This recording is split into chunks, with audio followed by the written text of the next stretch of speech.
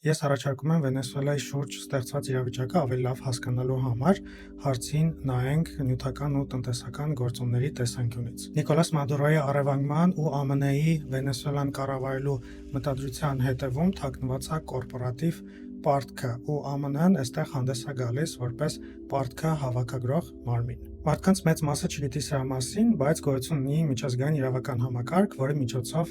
օտարերկրյա ներդրողները, կորպորացիաները կարող են դատի տալ պետություններին։ Օրինակ, եթե ինչ-որ երկրի կառավարություն փոխում է օրենքները, ազգայնացնում է երկրի բնական պաշարները, կորպորացիաները կարող են այս դատարանների միջոցով պահանջել փոխհատուցում իրենց պոտենցիալ շահույթի խափանման, էքսպրոպրիացիայի կամ այլ կերպ ասած սեփականազրկման համար։ 2000-ականների սկիզբ Վենեսուելայի այն ժամանակվա նախագահ Ուգո Չավեսի օրոք սկսվեց նավթային ոլորտի ազգայնացում, քանի որ կորպորացիաները քամում էին երկրի ռեսուրսները, ստանում էին գերշահույթ, իսկ երկիրը շարունակում էր մնալ շատ աղքատ։ Բնականաբար, ամերիկյան նավթագազային ընկերությունները, որոնք որ Վենեսուելայի բնական ռեսուրսներն էին շահագործում, համաձայն չէին նման քաղաքականության հետ եւ սկսեցին դատական հայցեր ներկայացնել Վենեսուելայի դեմ։ Ու հաղթեցին այդ դատական գործերը, կա մոտավորապես 20 միջազգային դատական գործ ընդդեմ Վենեսուելայի, ու Վենեսուելայի ընդհանուր պարտքը ներառյալ պետական նավթային ընկերության պարտավորությունները, երկկողմանի վարկերը ու արբիտրաժային որոշումները կազմում են մոտավորապես 150-ից 170 միլիարդ դոլար։ Վենեսուելայի ամենախոշոր պարտապանը ամերիկյան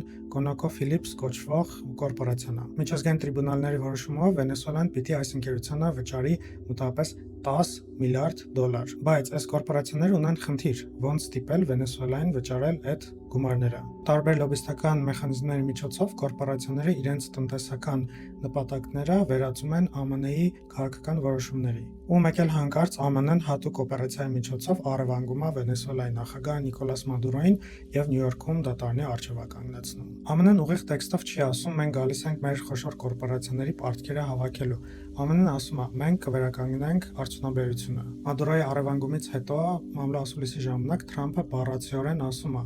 որ Վենեսուելան գողացել է ԱՄՆ-ին պատկանող նավթը եւ որ ազգայնացրել է այն։ Ու իրենք ընդհանրապես եկել են իրենց պատկանող ռեսուրսի հետևից։ Ու բոլոր քննարկումները արդյոք Նիկոլաս Մադուրոն լավն էր կամ վատն էր, ուղղակի ուշադրությունը շեղելու համար են։ Ու ամենակարևոր հարցը հետեւյալն է. արդյոք ինչ-որ երկիր ունի ինքնիշխանություն ու առանց բռնության ենթարկվելու ռիսկի սեփական ռեսուրսները կառավարելու հնարավորություն ու իրավունք, թե ԱՄՆ-ի պես գերտերությունները պիտի գան եւ շահագործեն քո երկրի ռեսուրսները իրենց պայմաններով։ Շնորհակալություն նայելու համար, լայքեք, տարածեք, բաժանորդագրվեք։ Մինչ